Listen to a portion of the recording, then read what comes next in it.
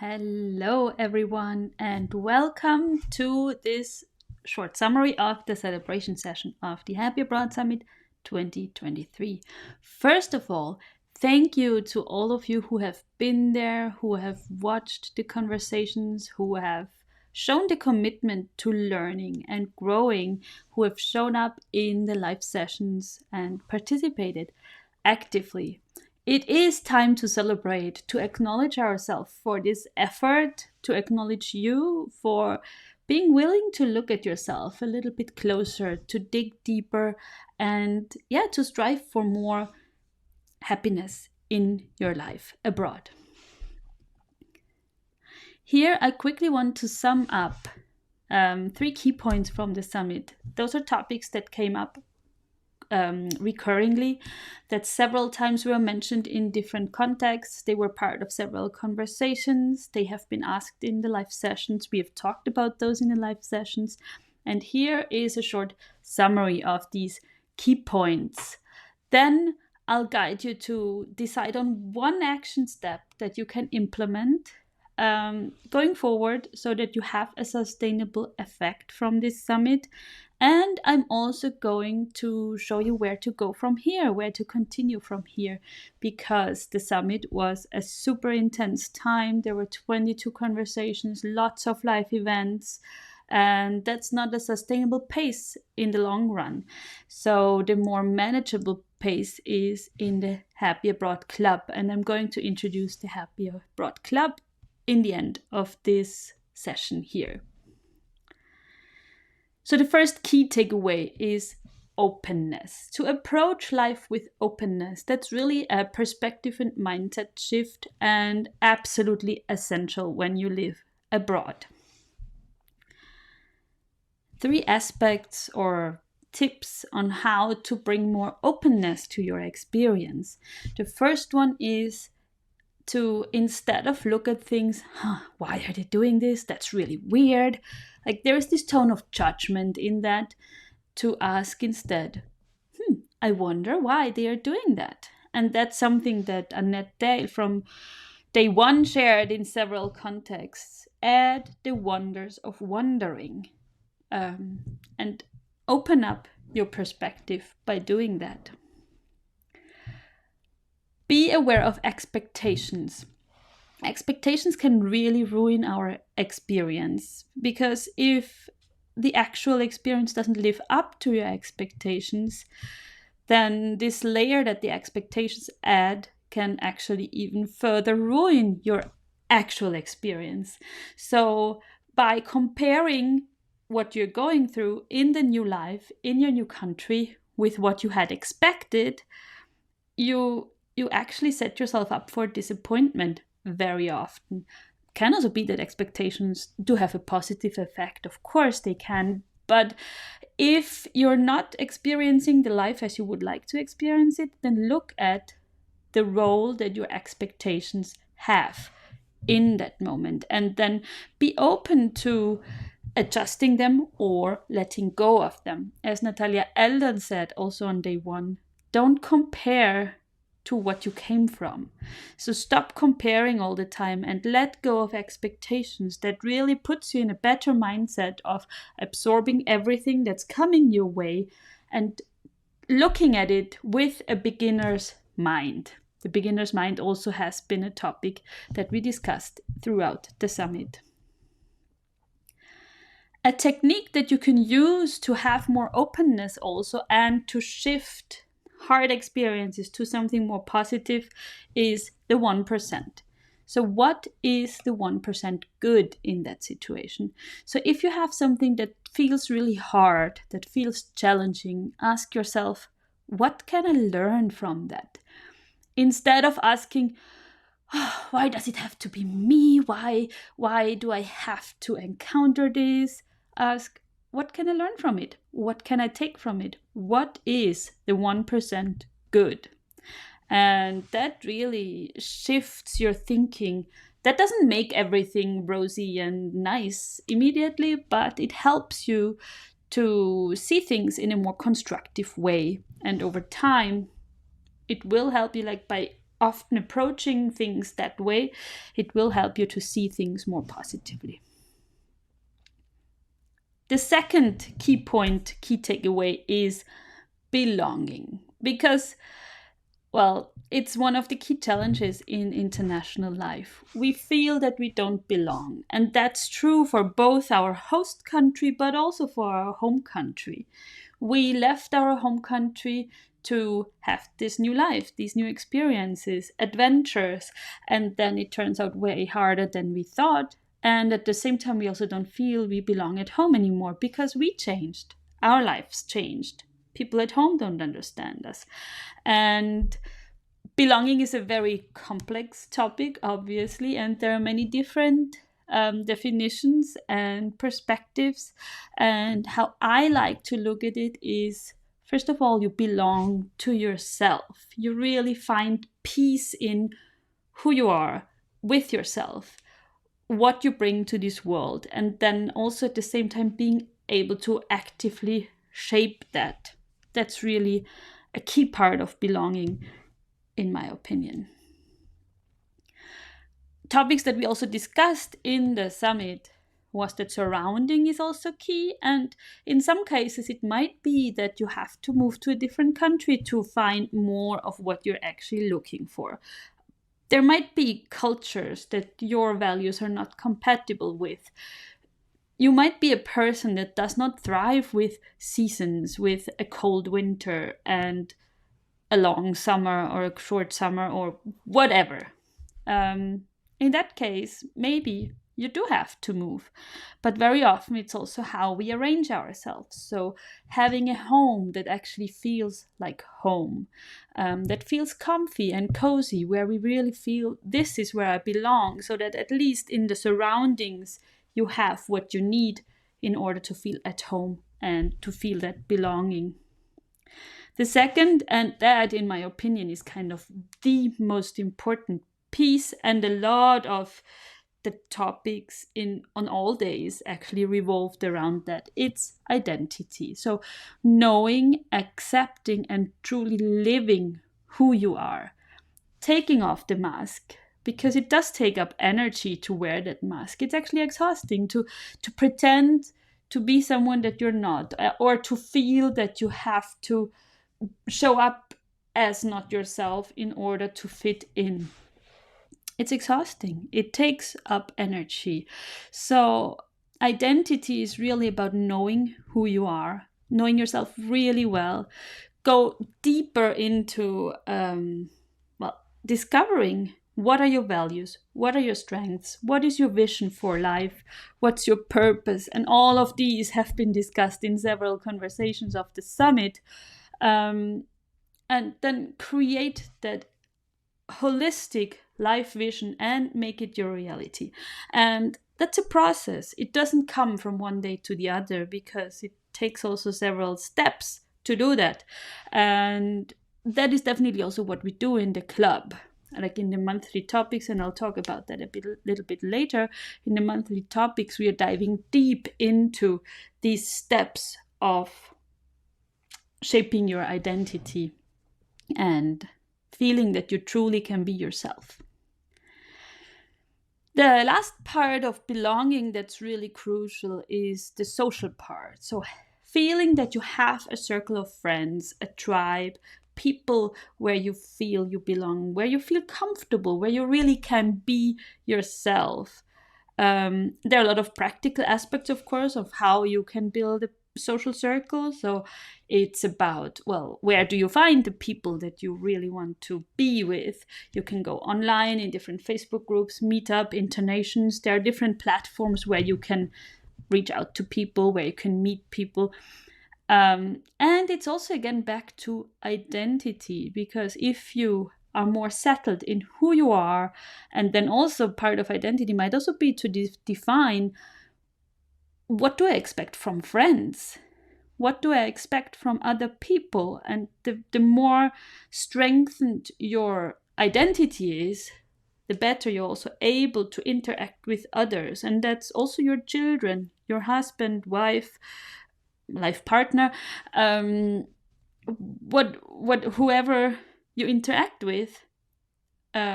each interaction will benefit from this strengthened identity. So it's really a mutual effect and impact that you have here. Yeah. The third key learning is confidence and courage. And confidence definitely is a huge struggle of internationals in expat life, because we kind of lose our identity by being taken away from our job, our family, our usual friends. And by being taken away, that also, well, we often define ourselves through these aspects in life, even though they are not us. Like, I am not my job, I am not my family, I am not my friends.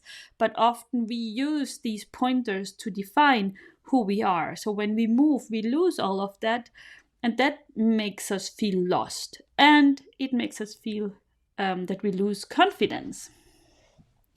So defining your identity between cultures, that's key in gaining confidence. And the second part of confidence is really, like as Alex also said in his talk on day 2, to show up with courage. Because when you show courage, when you take action, that over time also will develop confidence, because you do get more confident in the action you take, and there is a positive ripple effect. So small acts of courage can also help, in combination with doing this inner work, embracing yourself more, and showing up with authenticity. So parts here that I like to work with that has to do with authenticity really is to create awareness, to gain acceptance, and to take action. So that's a 3-step process of, well, the awareness part is about knowing yourself. Acceptance is about owning yourself. So really not blaming for yourself for who you are, but accepting the parts that you can't change. And if you can change something then and would like to, then do that, but only if it feels right and true to you. And the third step, the action part, is really be yourself. So showing up as your truest, most authentic self. That's really about the third part of going out and taking action. And being the person that you really are and want to be. Also, like, there's also a really conscious element, because we are not, well, we can determine to some extent also how we want to show up, of course. Yes, so that's kind of summing up what the summit was all about, some of the key points, and you'll find much more of that in the Happy Abroad Club also. Now let's talk about taking action. So knowledge and inspiration is nice, of course, and I bet you've had lots of this in the summit, because there was like lots and lots and lots of content. But now it's really important to decide, okay, which learning do I want to take, implement in my life to actually create a lasting impact and a lasting change. So take a moment to reflect, maybe pause this video and think about what would you like to change in your life, and which of the new parts, new inspirations helps you do that. Which one thing would you like to implement? And if I'm saying action here, I'm not thinking about something that you actually go out and do. It can also be about how you show up, or which feeling you want to experience more in your life. So it might be that you want to have more joy in your life, or more lightness, or more ease, or more calm, whatever it is that you want more of in your life. And then if it's a feeling that you decide, then from that space decide, okay, so what brings me peace, joy, love, ease, etc. And then decide, what are you going to do more of in order to bring that feeling. And the second part here is also important, is how are you going to remember it? Because change always takes a while. because we have habits. Habits are powerful, and also, as we also heard in Olga's talk, for example, our nervous system will rebel against change because change is dangerous. Even though it's good for us, it's still dangerous. So in that context, you need to remind yourself to take that new action, and you can do that by putting a reminder on your phone, or establishing a morning routine, or put post-its on your mirror, or whichever other way, or buy a new bracelet and wear it, and that's your reminder. Whatever feels good to you and makes you remember what you want to change. Yes. So the last part here is how to continue. So the summit was really what you could call a sprint. It was a short time and super high intensity. A lot of content, a lot of live events, a lot of things happening, and it's not a sustainable pace. Definitely not for me as the host of the summit, and probably also not for most of you, because, well, you all have lives also, so doing this pace does not work. Even in this 1 week, I think it was difficult for many of you to, well, attend many live sessions because it was so dense and condensed, everything. So it's really key to get long-term support if you are serious about bringing more of what you really want into your life abroad. And maybe also to have some accountability, so to have a peer group, people who are on the same path, who can support you in your growth and development. And that is one option that you have here, is the Happy Abroad Club. So in the Happy Abroad Club, you find the same formats as in the Happy Abroad Summit. So it's different sessions where you can interact, pieces of knowledge delivered by Be Happy Abroad or by speakers, and everything is in a much more manageable amount. So you don't have 22 new conversations every single week, but you have it in eatable amounts. So what we have in the Happy Abroad Summit is a monthly focus. So we start the month off with a kickoff call where we introduce the new topic of the month. In addition, you also get supporting knowledge around that topic with short videos and transcripts, and also self-coaching tools. So that's really the hands-on part, because the focus here is really on implementation, on taking action, on experiencing the change that you really want and creating that change for yourself.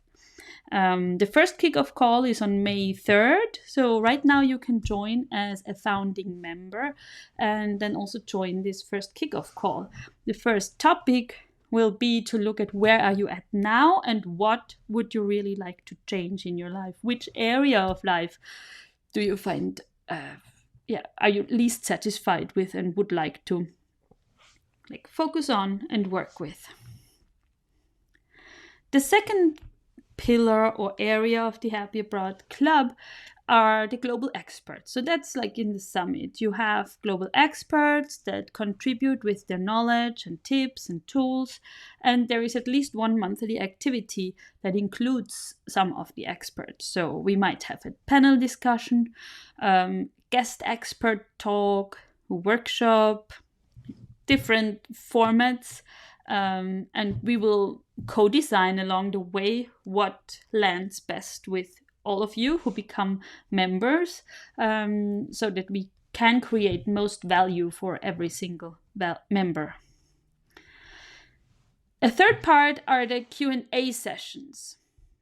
So like in the summit, we also have Q&A sessions, and those are more towards the end of the month. So we start the month with a kickoff call where we introduce the topic, where we also can interact, where you also can ask questions. And then the end of the month, we have a dedicated Q&A session where we wrap up the month, where you can get the questions that remain answered. And the focus here will be on the monthly focus topic. But if something else shows up, of course, every question is welcome. There are no wrong questions at all. And the last part is, like in the summit also, the worldwide community. So how do you connect with others, with other members, with the global community? That's through the calls. So on the different calls, you can of course interact and meet each other and get to know each other. And we also have an online forum. And the purpose of this community is really to support and inspire each other and learn and grow together. Yeah, so that's basically the same thing once more. It's about learning, about connecting, about getting the support that you want, and about implementing actions, implementing steps that help you to get the results that you really want.